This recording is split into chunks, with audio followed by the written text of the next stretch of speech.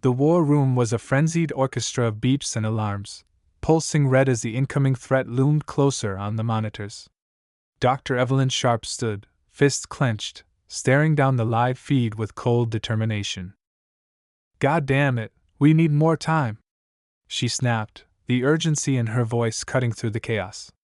Her assistant flinched but nodded, fingers flying over the keyboard. On screen, the sleek, menacing shapes of the alien fleet advanced, each moment drawing them nearer to Earth's atmosphere. Evelyn turned, facing her team, her voice a sharp command that sliced through the mounting fear. "We hit them now with everything we've got. Prepare the Echo device, and for Christ's sake, make sure it works.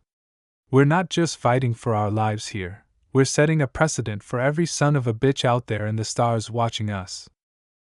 The command center was a cavernous room buried beneath the Rocky Mountains, designed to withstand direct hits that, until today, had been theoretical. Dr. Evelyn Sharp's eyes darted between the massive screens displaying the advancing silhouettes of the Kryloxian fleet and her team, scattered at their stations, their faces lit by the soft glow of data. "Status report," Evelyn demanded, her voice echoing slightly off the concrete walls, demanding focus in the chaos. Lieutenant Harrow, his fingers dancing across a touchpad, didn't bother looking up. "Incoming fleet at Mach 30,000 kilometers and closing. Impact projections are already off the charts. All orbital platforms are on high alert." Evelyn nodded sharply, her mind racing through scenarios. She moved to the central table, where holographic displays showed the Earth and the encroaching alien ships in stark, three-dimensional detail. "Activate the Echo device," she said, turning to face Dr. Aaron Cole, her lead engineer, who had been quietly recalibrating the device's parameters. "It's time to see if your magic trick really works, Aaron." Dr. Cole swallowed, adjusting his glasses before replying, "It's not magic, it's science, and it will work." He hesitated, a slight tremor in his voice betraying his nerves. "Initiating neural disruptor sequence now." The room fell silent but for the soft hum of machinery and distant typing.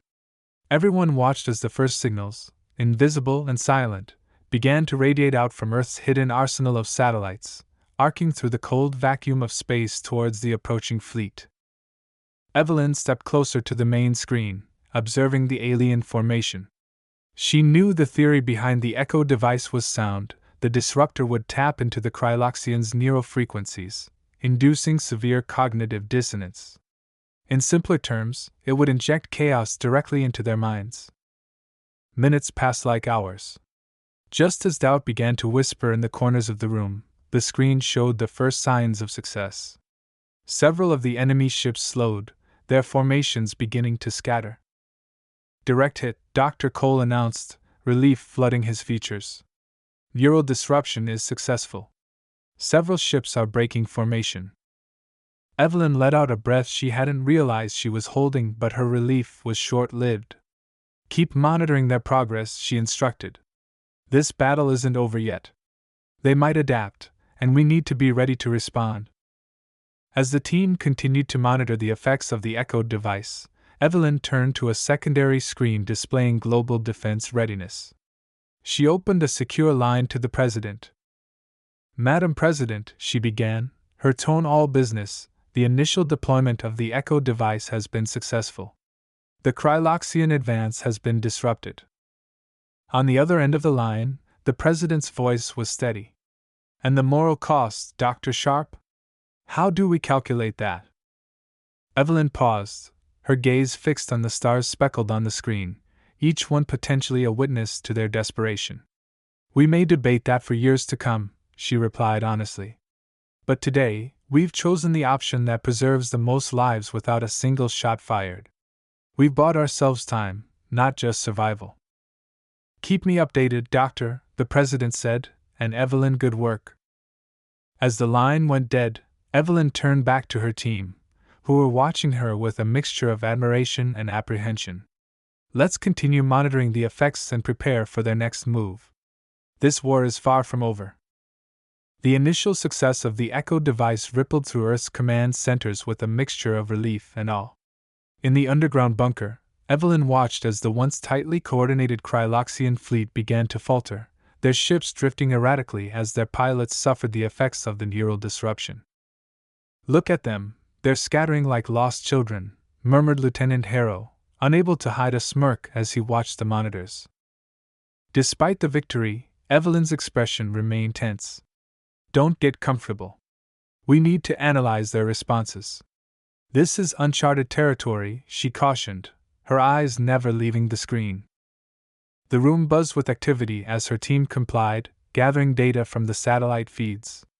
Dr. Cole approached her, tablet in hand, displaying the latest readouts. "We've disrupted their neural networks, but I'm detecting fluctuations in the feedback. They're adapting faster than we anticipated," Dr. Cole reported, his brow furrowed with concern. Evelyn took the tablet, studying the graphs. "Prepare for a second wave. Increase the frequency range, push the device harder." "But Evelyn, the risk," Dr. Cole began. "We don't have a choice, Aaron," Evelyn cut in sharply. "Every moment we hesitate, they regroup." Meanwhile, across the globe, news of Earth's unconventional defense spread. Civilians huddled around screens, watching with bated breath as the alien threat appeared to dissolve into confusion. Yet, in the corridors of power, the ethical debates ignited. Leaders and scholars questioned the morality of such psychological warfare. In a hastily called video conference with global leaders, Evelyn faced a barrage of questions. An African Union representative voiced a poignant concern. "Dr. Sharp, have we considered the long-term effects? What if they perceive this as a form of torture?" Evelyn responded, her voice firm yet fatigued, "Our priority is to prevent immediate global catastrophe. The Echo device is our best non-lethal option. We are in a fight for our survival." The conversation was cut short as alerts sounded again.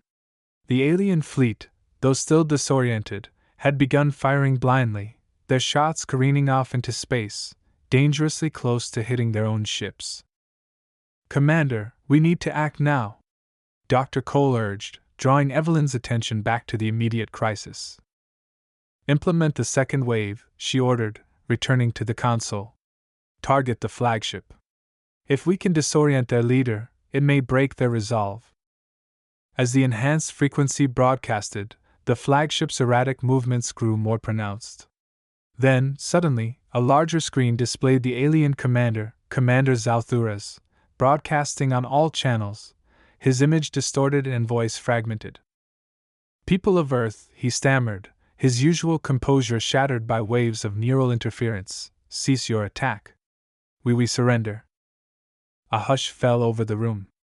Evelyn felt a surge of mixed emotions, triumph mingled with remorse. She had saved her planet, but at what cost to the dignity of another race? "Establish a line of communication with their medical unit," Evelyn instructed her communications officer. "Offer assistance. It's time to mend fences." After the Kryloxian commander's surrender, a tentative peace settled over Earth. Evelyn Sharp found herself at the center of a whirlwind of activity, not all of it as celebratory as one might expect given the circumstances of their victory. The global response was mixed, with the public relief tempered by a rising tide of ethical concerns about the methods used to achieve peace. In the secure conference room of the United Nations, Evelyn sat among a panel of international leaders and ethicists, the gravity of the situation weighing heavily in the room. The murmurs ceased as she was called upon to speak about the Echo device and its implications. "As you are all aware," Evelyn began, her voice steady despite the palpable tension, "the Echo device was designed as a deterrent, a way to protect without outright destruction. However, its effectiveness has thrust us into a moral gray area that we must now navigate together." A European delegate raised a hand, her expression concerned. "Dr. Sharp, you've averted a war, but at what psychological cost to the Kryloxian soldiers? Was it right to inflict such mental turmoil?" Evelyn nodded, acknowledging the weight of the question. "It was a difficult decision, made under the imminent threat of annihilation. Our intention was never to cause lasting harm. We are already working with Kryloxian health officials to ensure that affected individuals receive proper care. The discussion shifted as a military advisor updated the room on the current status. The Kryloxian fleet is in retreat, but their government has requested formal negotiations for a peace treaty. They're particularly interested in safeguards against similar tactics in the future. This news steered the conversation towards the diplomatic efforts needed to forge a lasting peace. Evelyn was appointed to lead the negotiation team, a role that required not just her scientific expertise but a deep understanding of the political landscape. Later, in her office, Evelyn met privately with her team. The walls lined with screens showing various news channels and data feeds provided a backdrop of constant information. We have an opportunity to set a precedent for how advanced technologies are used in warfare.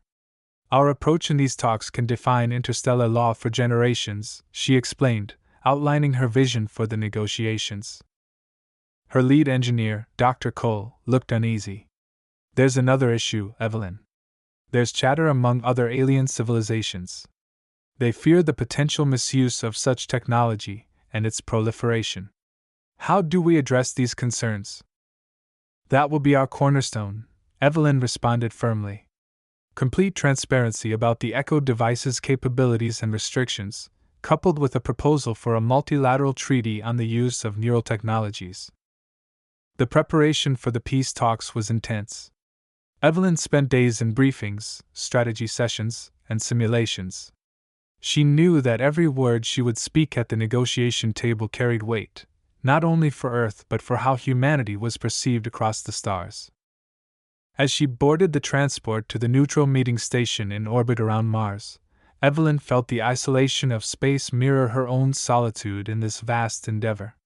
She reviewed her notes one last time, her thoughts interrupted by a message from Commander Zalthuras, now acting as the chief negotiator for the Kryloxians. Dr. Sharp, I look forward to discussing our future. Let us hope that from this conflict, a new era of understanding may begin. In the cold, sterile environment of the orbital station, the negotiation room was an oasis of warm light, a sharp contrast to the tension that filled the air. Dr. Evelyn Sharp entered, her steps measured, her demeanor calm.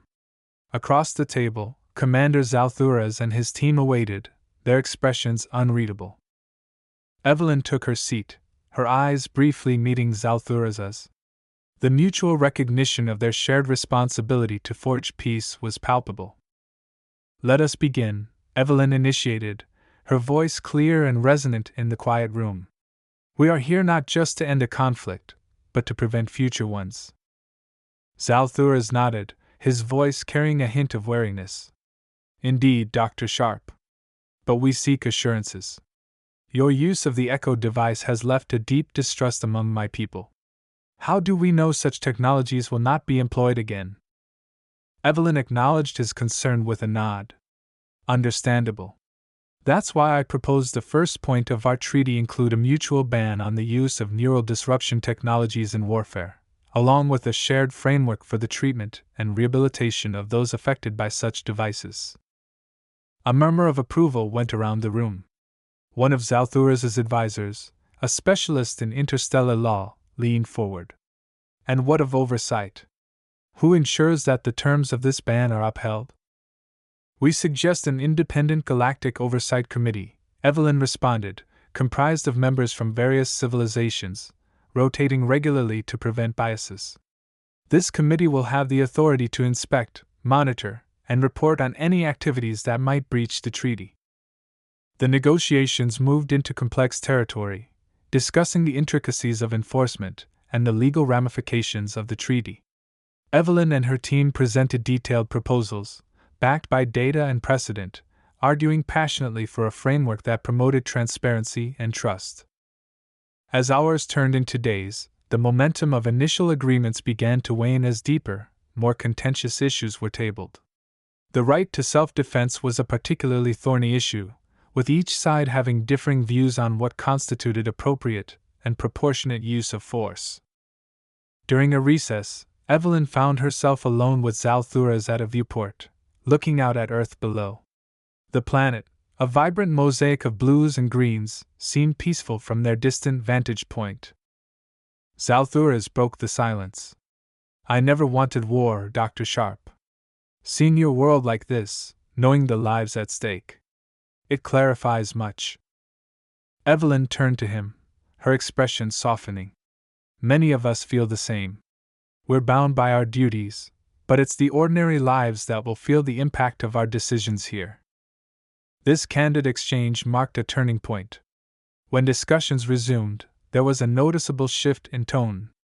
Both sides came back to the table with a renewed focus on compromise and mutual respect. Finally, after several rigorous sessions, an agreement was drafted. The treaty outlined strict prohibitions on neural technologies and warfare, detailed plans for a joint rehabilitation initiative, and established the framework for the Galactic Oversight Committee. As Evelyn signed the treaty, her hand steady despite the fatigue, she felt a cautious optimism. This was a beginning, marked not by triumph, but by reconciliation. The treaty signed aboard the orbital station marked a new era of interstellar diplomacy. But back on Earth, the real work was just beginning. Dr. Evelyn Sharp, once the architect of a weapon, now found herself a builder of bridges. The establishment of the Galactic Oversight Committee (GOC) was the first step. Its headquarters, based in Geneva, became a hub of activity, bustling with representatives from various planets, each committed to ensuring the long-term peace. Evelyn, appointed as Earth's first representative, was instrumental in crafting the operational framework that would define the committee's future. On her first day at the GOC headquarters, Evelyn addressed the assembly. Today, we stand at the threshold of a new chapter in galactic relations, she began, her voice resonant in the packed auditorium. This committee is not just a regulatory body. It is a symbol of our collective commitment to uphold the dignity of all beings across the cosmos. Her words were met with applause, a sound that echoed the newfound hope of many. Yet, the road ahead was fraught with challenges. Implementing the treaty's provisions, especially the ban on neural disruption technologies, required meticulous monitoring and unwavering vigilance. Evelyn spent her days in meetings, poring over reports of compliance from member planets, and addressing potential breaches. It was during one such review session that a delicate issue arose. A rogue scientist on a distant planet was rumored to be experimenting with banned technologies. Handling this was a test of the GOC's resolve. Evelyn led a delegation to the planet, a diplomatic entourage that included experts in law, ethics, and technology. They met with local authorities, presenting their findings and requesting cooperation. The negotiations were tense. The planet's representatives were defensive, concerned about sovereignty and the implications of external oversight. Evelyn navigated these treacherous waters with finesse, emphasizing collaboration over coercion. We seek to protect, not punish, she assured them. Let us work together to resolve this matter in a way that honors our shared values. Her approach worked. The scientist was persuaded to cease his activities and share his research with the GOC, turning a potential crisis into an opportunity for scientific advancement within legal bounds. Back on Earth, Evelyn's role in peacefully resolving the incident earned her accolades, but she remained focused on the bigger picture. Public lectures, interviews, and panels became part of her routine, as she sought to educate about the importance of the treaty and the ethical use of technology. As months turned into years, the initial skepticism surrounding the GOC diminished. Under Evelyn's leadership, the committee became a respected authority, its success a testament to the possibility of universal peace and cooperation. In the final scene of the story, Evelyn stood once again before the United Nations, delivering an annual report. When we embarked on this journey, we were driven by necessity, she reflected. Now we are guided by conviction. We have not only averted war but have fostered a culture of empathy and respect that transcends planets and peoples.